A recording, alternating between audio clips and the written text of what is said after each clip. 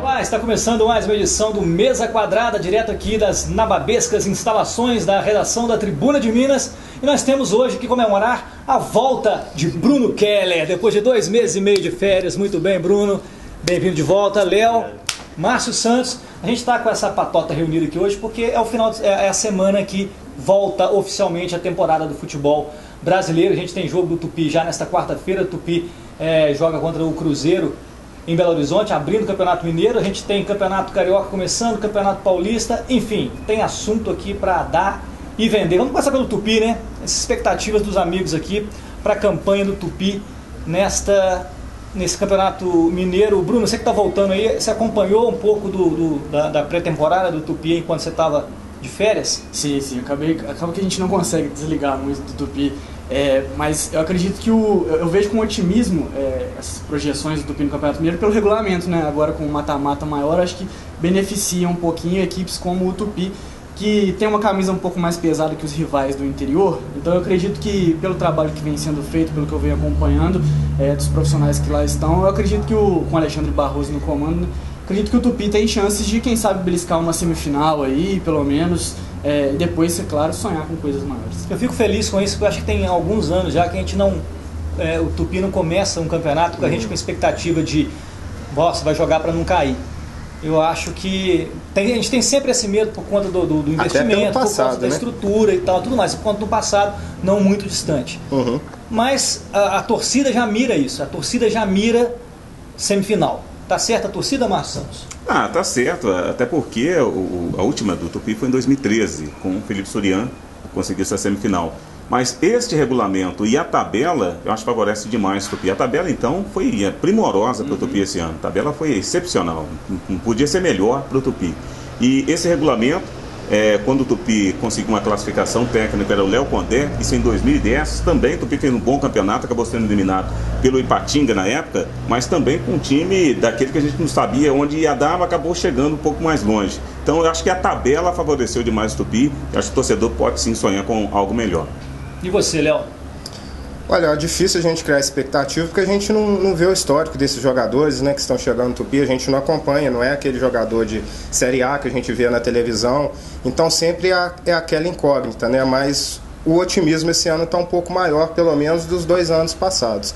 Eu acredito que o Tupi possa fazer uma campanha melhor do que vem fazendo aí, principalmente nos últimos 2 mineiros, que não foi uma campanha que satisfez a torcida do Tupi, né? Tem alguns pontos, né? Acho que é bom estrear contra o Cruzeiro logo de cara. Uhum. Vai ter que pegar uma hora o Cruzeiro de qualquer forma. E é bom porque está num momento físico melhor.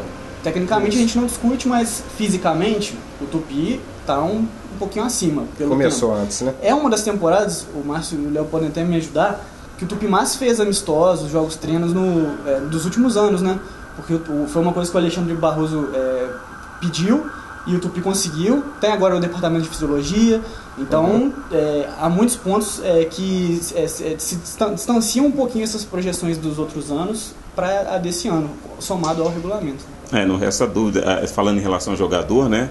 O mais conhecido agora do Tupi é o Tchô, mas o Tchô é aquela eterna promessa, né? Lembra do Adrianinho da Ponte Preta? Uhum. É mais ou menos semelhante, né? Tá sempre naquela expectativa no dia estourar. Mas o Tchô começou muito bem no Atlético, e tem um episódio dele muito que o torcedor do Botafogo e do Atlético se lembra muito bem, com o Carlos de Eugênio Simo.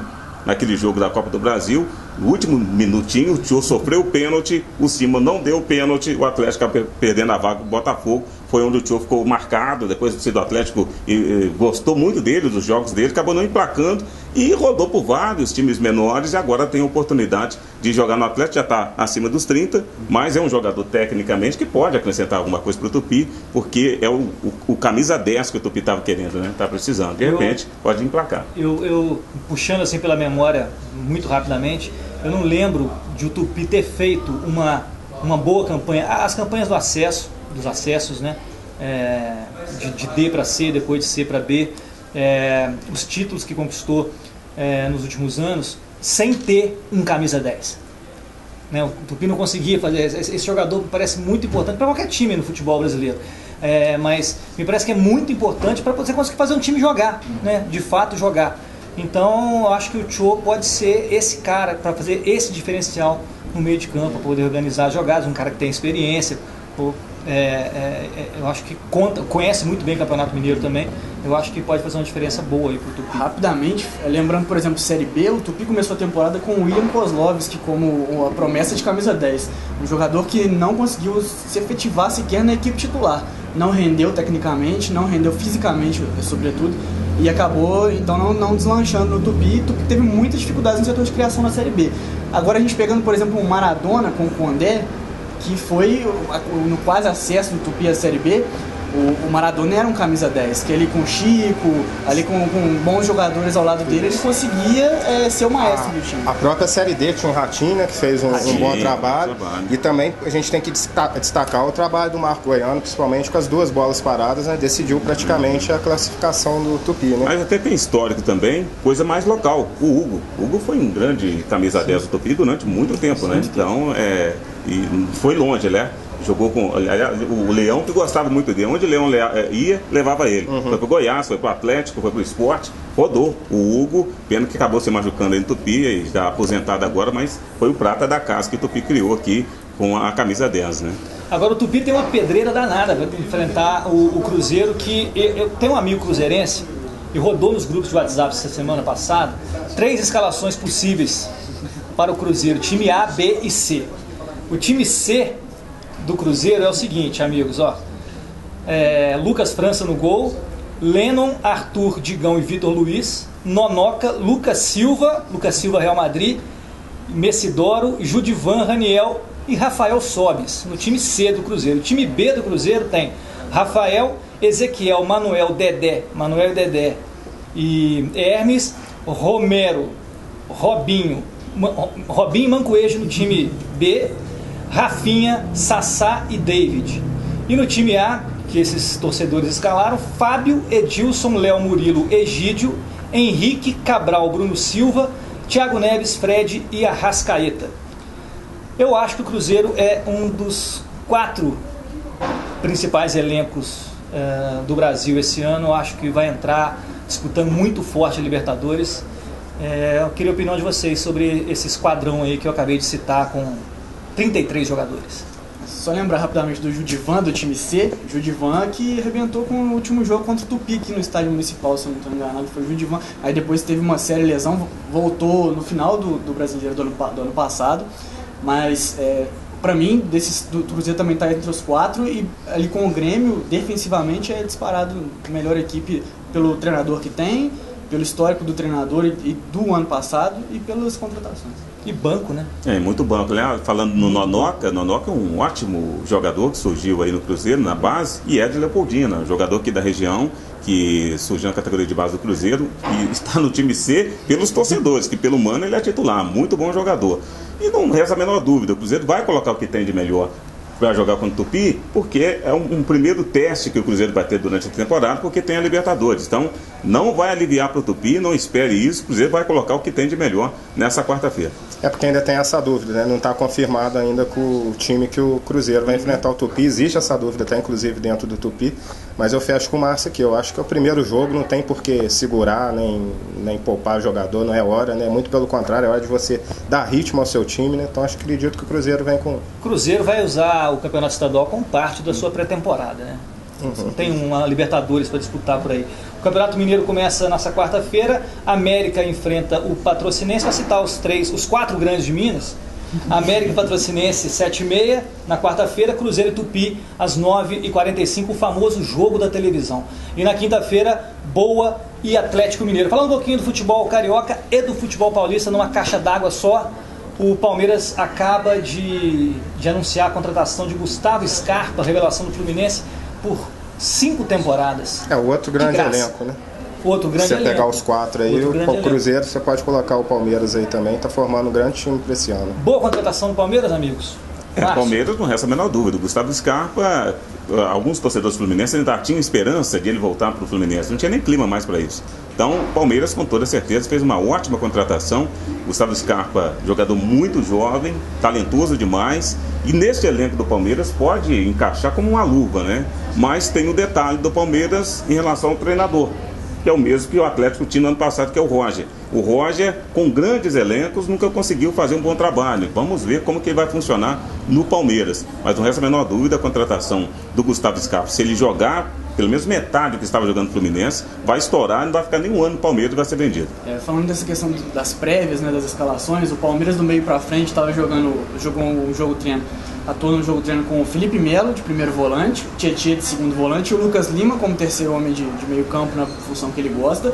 Na frente, o Dudu na esquerda, o Keno na direita, que terminou a temporada voando, e o Borja como centroavante.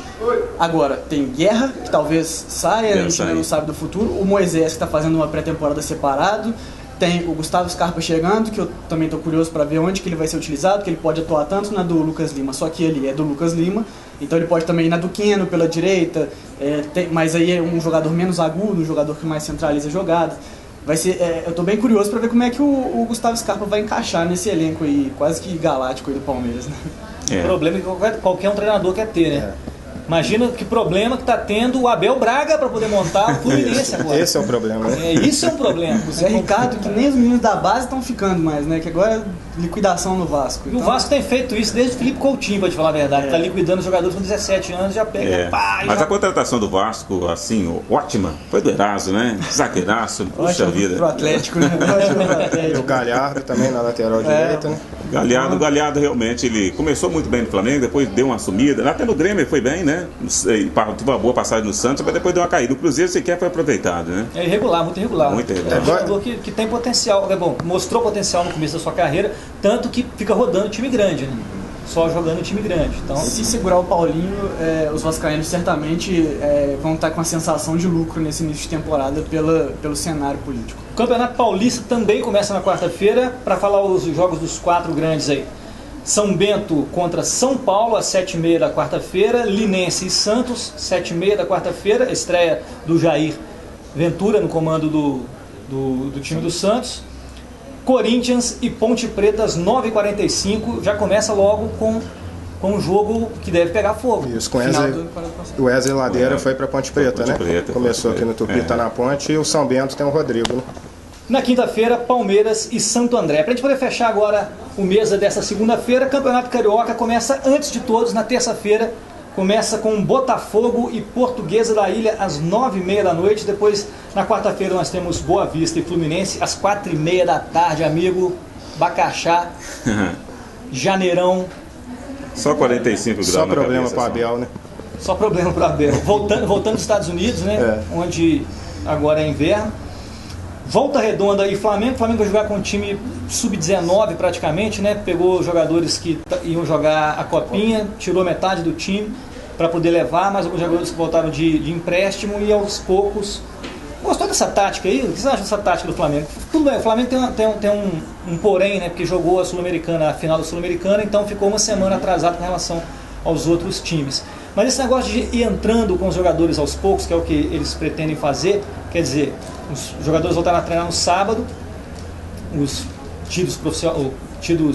titulares e do grupo principal, né, do Flamengo, e vão voltar aos poucos, entrar no time aos poucos, quer dizer, o estadual sendo usado também como uma espécie de pré-temporada. O Carioca você tem tanta chance, né, de chegar na final, né, tem tudo, vai, então acho que você gastar agora, eu acho que não tem problema nenhum, os times grandes, sabe? Só o Botafogo mesmo, igual ano passado, né, que não abandonou mesmo, mas os times grandes, sabe, com um pouquinho de esforço, chega na final do Carioca, mesmo começando mais tarde. E assim, a gente sabe que, igual o exagero de futebol, o jogo é jogado, lambaria pescado, mas o Flamengo tem a obrigação de levar o estadual esse ano, né? Eu acho que é a grande obrigação do Flamengo, a diferença de elenco, tem que levar esse estadual de sobra, né? Tem que ver se vai jogar com o time, né? Por exemplo, começando a Libertadores, o que o Flamengo vai fazer do estadual? Depois do que aconteceu no ano passado. Isso. É aquela armadilha do estadual, na minha opinião. Se o Flamengo não ganhar, vai ter muita crítica. Se o Flamengo ganhar, obrigação. Porque o Flamengo disparado tem o melhor elenco dos 4 do Rio, não tem nem como comparar. E, obviamente, a prioridade é a Libertadores, assim como o Vasco. Só que o Vasco, se for pegar um time B do Vasco, vai ter que pegar o time da Copinha, praticamente. Porque a situação é lamentável. Mas, ainda assim, eu acho que essa é a armadilha estadual. Se perder, eu tenho certeza que os torcedores do Flamengo vão... por isso. Todo mundo mete pau em todos os estaduais, né? Estadual não vale pra nada e tal. perde. Põe um Perde time clássico reserva, no põe um time estadual. reserva na Até semifinal, porque pra você ver aqui, o Flamengo a cobrança. pode priorizar também agora a questão de vamos priorizar a Libertadores, porque ele está na fase de grupos e vai jogar só lá na frente, então não tem que se preocupar com isso, realmente. Colocar um elenco com, digamos, um pouco mais limitado agora, claro, vai dar uma certa tranquilidade também ao próprio treinador, que ele vai saber com quem ele pode contar durante o campeonato, né? Então, de repente, essa seja a estratégia, mas o Flamengo tem muito tempo aí para poder pensar em estadual, porque a Libertadores para ele lá na frente. O Vasco sim tem que se preocupar agora, porque vai jogar a pré-Libertadores. Só uma dúvida, será que é o Muralha que vai pro gol quarto? Acho que não. A gente tem, então, para poder fechar aí o Campeonato Carioca, né, Volta Redonda e Flamengo é na quarta-feira às 9h45 e na quinta-feira Vasco e Bangu às 7h30. Eu queria apostas dos senhores aqui para esses jogos. Vou pedir para Vasco e Bangu, vou pedir para Corinthians e Ponte e vou pedir para Cruzeiro e Tupi. Só um asterisco. O Vasco e Bangu a gente não sabe se vai ser no São Januário mesmo, né? Porque tá sem luz. Então ainda tem isso, ainda tem essa pendência. Tem isso. Difícil, hein? É difícil. Sem água em um ano, sem luz agora. É complicado. Mas se for em São Januário, é 1x0 gol do Nenê de pênalti. Tem uma música da Legião Urbana que fala isso, né? Ontem faltou água, anteontem faltou luz, e teve torcida gritando quando a luz voltou. Essa é a letra. Será que estava prevendo isso daí? Então, amigo, Vasco Bangu.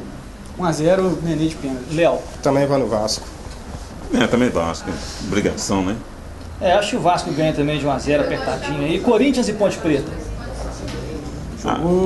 Jogo complicado. Mas o time titular do Corinthians, eu tenho certeza que o Renato Salles falaria isso, o time titular do Corinthians começou bem na Florida Cup. O reserva que foi aquela vergonha. Pois é, que time que será que joga quarta-feira? Joga, se for o titular, certamente, acho que Corinthians 2x0. Eu vou no empate nesse jogo. Corinthians voltando, eu acho que eu vou no empate. Ainda essa temporada, o Corinthians está, na verdade, numa situação ainda melhor que a Ponte Preta, porque a Ponte Preta montou ou remontou um elenco. O Corinthians é a base, né? Depois a Ponte caiu, né, na série. Eu também vou com o Léo, acho que pode rolar um empate nessa partida, por conta do Corinthians estar voltando de viagem, eu não sei se vai usar todos os jogadores titulares e tudo mais. Cruzeiro e Tupi, amigos. Sem medo da torcida, hein? Cruzeiro, porque o Cruzeiro tem time A, B e C muito bons, então Cruzeiro, mas acho que não vai ser tranquilo não. Cruzeiro vai ganhar de um gol de diferença, vai ser apertado. Léo? Paixão toma conta um pouquinho, eu vou no empate. Vou no empate. Deixando a paixão de lado e a gente sabendo como é o Mineirão, é complicado. Você consegue segurar durante um tempo, aí as pernas começam a cansar, e é nessa pré-temporada que a gente vai ver realmente se o Tupi fez bem ou não. Se o físico tá legal, porque Mineirão não é para qualquer um. Eu acho que dá Cruzeiro, tomara que não seja goleado, mas acho que dá Cruzeiro. Concordo com o Márcio aqui também, acho que dá Cruzeiro. A retomada, o campeonato começa para o Tupi sábado aqui em Juiz de Fora, quando recebe o Uberlândia às 4h da tarde, e a gente vai estar acompanhando, e na segunda-feira que vem a gente conversa sobre esse jogo e sobre o começo do Tupi no Campeonato Mineiro de 2018. Até lá, a gente volta segunda que vem.